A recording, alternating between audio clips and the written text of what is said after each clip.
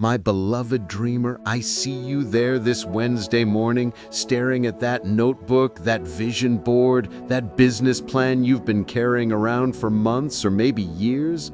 I see the fire in your eyes when you think about what could be. And I also see the fear that creeps in when you start calculating the impossibilities. You've been listening to voices that tell you to be realistic, to be practical, to remember your place. People like you don't do things like that, they say. You don't have the money, the connections, the experience, the education, the background. But I need you to understand something that will change everything. The problem isn't that your dreams are too big. The problem is you're trying to achieve God-sized dreams with pocket-sized faith. I am the same God who spoke galaxies into existence, who formed you in your mother's womb, who knows every hair on your head and every dream in your heart. The dreams that keep you awake at night, the visions that make your heart race with possibility. Do you think those came from nowhere? Do you think they're accidents or coincidences? Let me tell you about Maria, because her story reveals something profound about how I work through ordinary people with extraordinary faith. Every Wednesday morning, Maria would sit at her kitchen table with her coffee growing cold, flipping through a notebook filled with business ideas and ministry visions. She was a single mother working at a call center for $12 an hour, barely making ends meet, dreaming of starting a nonprofit organization to help homeless women. Everyone in Maria's life had an opinion about her dream, and none of those opinions were encouraging. Maria, be realistic, they'd say. You're barely surviving as it is. You don't have money to start a nonprofit. You don't have connections in that world. You don't have experience running an organization. You don't even have a college degree.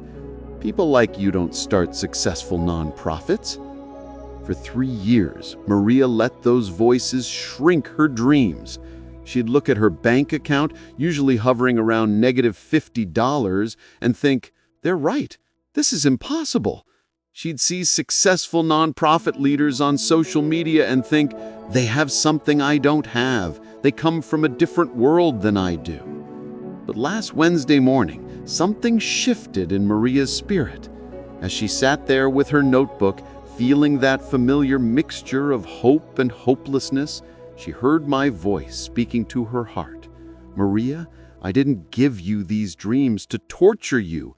I gave them to you because I've already prepared the way for their fulfillment. Stop trying to figure out how and start trusting in who. That morning, Maria made a decision that changed everything. I'm tired of shrinking my dreams to fit my circumstances. It's time to stretch my faith to fit God's dreams for my life. She started with $50, money she could barely afford to spare, and her garage. No business plan, no board of directors, no nonprofit experience. Just faith that if I had placed this vision in her heart, I would provide the resources, wisdom, and favor to see it through. Today, Maria's nonprofit has helped over 2,000 women transition out of homelessness. She's been featured in national magazines, speaks at conferences around the country, and has a team of 50 volunteers and 10 full-time staff members. Her annual budget is over $1 million. What changed? Not her circumstances. Those were still impossible when she started. What changed was her Wednesday morning mindset. God-sized dreams require God-sized faith. You see, my child, I have been placing dreams in human hearts since the beginning of time, and those dreams have always seemed impossible to the people who carry them. Let me take you back to some moments in history when people had to choose between playing it safe and trusting me with their impossible dreams. Picture young David, the youngest son of Jesse, overlooked by his own family, spending his days in the fields watching sheep. While his older brothers were warriors, David was a shepherd boy who wrote songs and talked to me while he worked. But I had placed a dream in David's heart, a dream of leading my people, of being a man after my own heart, of establishing a kingdom that would endure forever. One morning, David's father sent him to check on his brothers at the battlefront. When he arrived, he found the entire Israelite army paralyzed by fear by a giant named Goliath who stood 9 feet tall and had been taunting them for 40 days. Professional soldiers, men trained in warfare, looked at this giant and saw impossible odds. But David saw something completely different. While everyone else was calculating the size of the giant, David was calculating the size of his God. While they were measuring Goliath's armor and weapons, David was remembering the lion and the bear that I had helped him defeat while protecting his sheep. "You come against me with sword and spear and javelin," David declared to Goliath. "But I come against you in the name of the Lord Almighty, the God of the armies of Israel, whom you have defied." Everyone thought David was crazy. His own brothers were embarrassed by his boldness. King Saul tried to give him armor and weapons, but David refused them. He went into battle with the same simple tools he used as a shepherd, a sling and 5 smooth stones from the brook. 1 stone, 1 shot, giant down, dream activated. The difference wasn't in David's circumstances. He was still a teenage shepherd with no military training. The difference was in David's faith. He understood that when I give you a dream, I also give you everything you need to accomplish it. You just have to be willing to step forward with what's in your hand.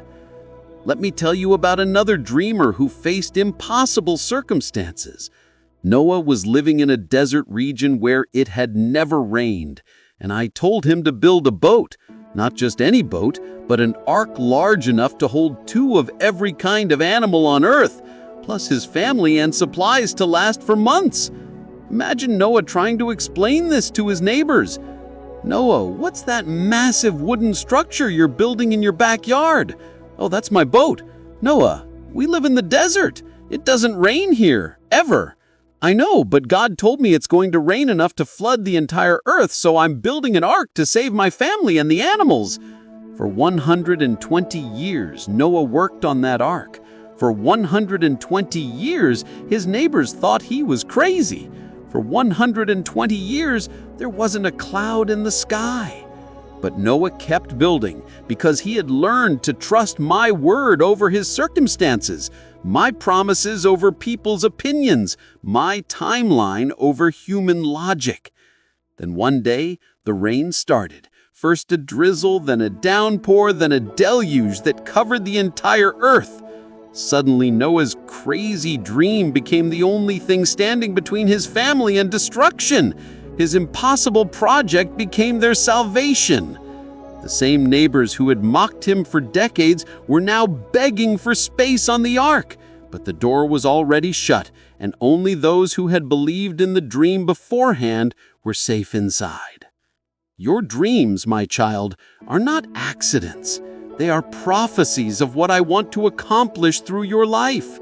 When I give you a vision that seems impossible, I'm not teasing you or setting you up for disappointment.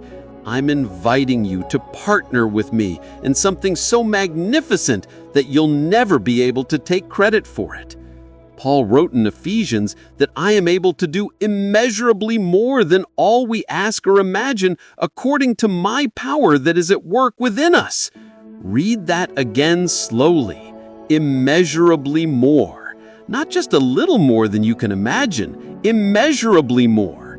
Your biggest dream, your most audacious vision, your most impossible goal, I call that a starting point. But here's what I need you to understand. Big dreams require big faith. You cannot accomplish God-sized visions with human-sized trust. You cannot build an ark with umbrella faith. You cannot defeat giants with pebble confidence. This is why so many people give up on their dreams. They look at their current circumstances and try to figure out how they're going to make their vision happen with their current resources, knowledge, and connections. When they can't see a clear path from where they are to where they want to be, they assume the dream must not be from me. But that's backward thinking. If you can figure out how to accomplish your dream with your current resources, knowledge, and connections, then it's not big enough to require my involvement.